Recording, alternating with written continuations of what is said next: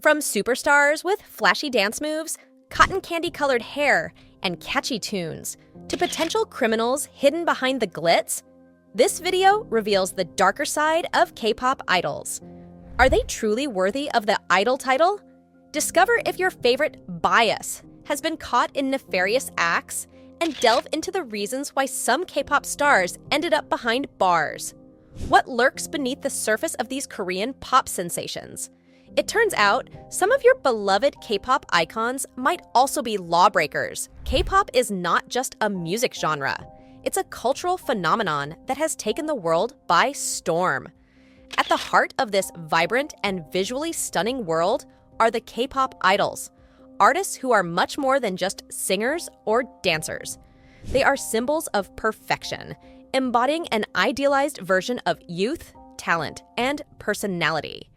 The idol culture in Korea places immense importance on these figures, often elevating them to a status akin to role models or even cultural ambassadors.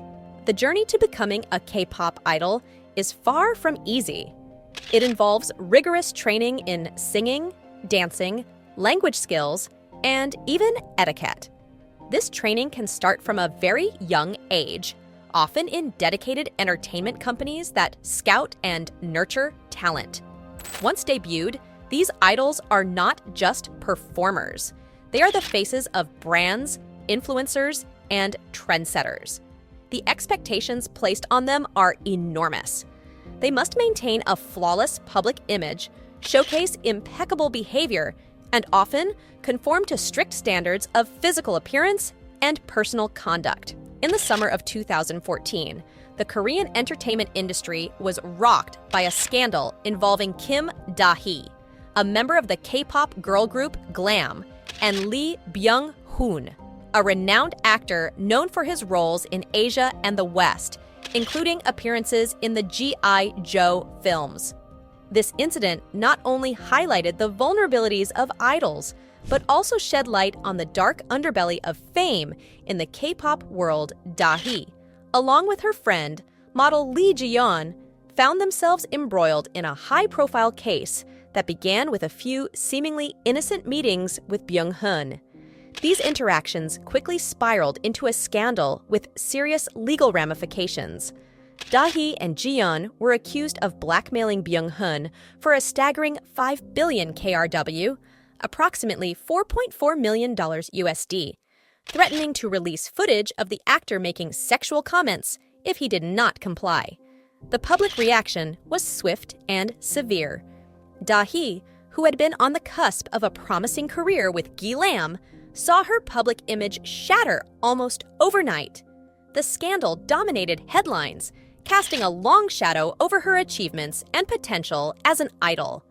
The court proceedings confirmed the allegations, and both Da-hee and Ji-yeon were sentenced to prison, with Da-hee receiving a 1-year sentence. This case serves as a stark reminder of the precipitous fall idols can face when embroiled in controversy.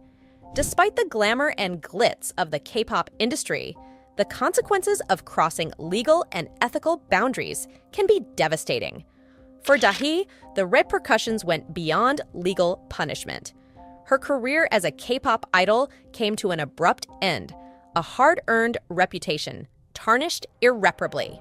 The year 2019 witnessed one of the most significant scandals in the K-pop industry, involving two prominent figures: Choi Jong-hoon, a member of the rock band FT, Island, and Jung Jun-young, a singer-songwriter who gained fame as the third-place finalist in the 2012 Superstar K4. This scandal not only shocked fans, but also triggered a broader conversation about the darker aspects of the entertainment industry in South Korea. The scandal unfolded when it was revealed that Jung Jun-young, along with other members of an online chat group, had engaged in the drugging and sexual assault of women, capturing these acts in videos and sharing them within the group. This revelation was particularly shocking due to the non-consensual nature of the recordings and the cavalier attitude displayed towards the assaults. The investigation into these crimes began in early 2019, and it was reported that the initial tip-off came from a worker at a repair shop, where Jun-young had sent his smartphone for data retrieval. Both Choi Jong-hoon and Jung Jun-young faced severe legal consequences for their actions. Jun-young was sentenced to 6 years in prison for his role in the rapes and for the filming and distribution of the assault videos.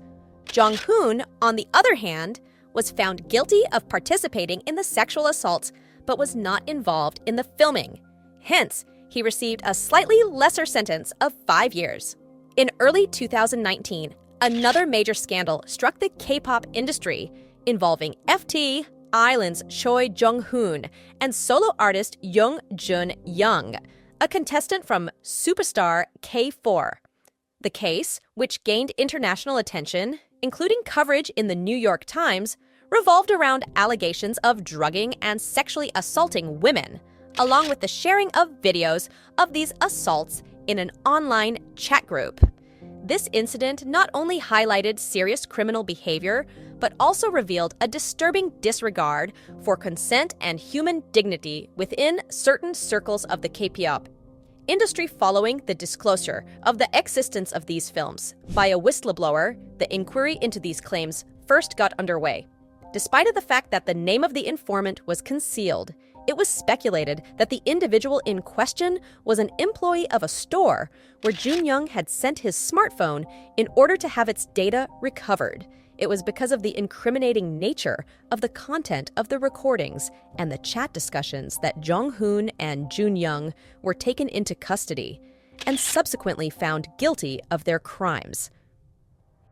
The scandal prompted introspection within the industry and among fans concerning the extent to which idols are placed on pedestals, potentially obscuring their personal flaws and creating an environment where they might feel above the law. The dark underbelly of the K-pop industry was further exposed not only through the scandal involving Young Jun-young, but also in his previous controversial behaviors, which, in hindsight, were early warnings ignored by many. Additionally, the downfall of Park Yoo-chun, a former member of DBSK and JYJ, further emphasized the serious consequences of legal and ethical transgressions in the industry. Before the scandal in 2019, Young Jun-young had already displayed questionable behavior. For instance, during a guest appearance of the K-pop group twice on the show One Night, 2 Days in 2016, Jun-young's unsettling conduct towards the female members, particularly Jong Yeon, raised eyebrows. His overly enthusiastic reaction to a feeding game and inappropriate comments were criticized by both the show's members and viewers. This incident was seen as a forewarning of his disrespectful attitude towards women. Similarly, his actions during a radio show recording with Ryu Soo-jung of Lovelyz also raised concerns. Jun-young's unsolicited photography of Soo-jung, despite her clear discomfort, was criticized by netizens. These incidents, while minor compared to his later crimes, were indicative of a pattern of disrespect and objectification of women, which were unfortunately overlooked at the time. Park Yoo-chun's fall from grace began in 2016 when he faced multiple allegations of sexual assault. These accusations came as a shock to the public and fans, given Yoo-chun's status as a revered idol. Despite being acquitted of these charges, the damage to his public image was significant, casting a shadow over his future in the entertainment industry. Folks, that's all for this video. Hit that subscribe button for more updates.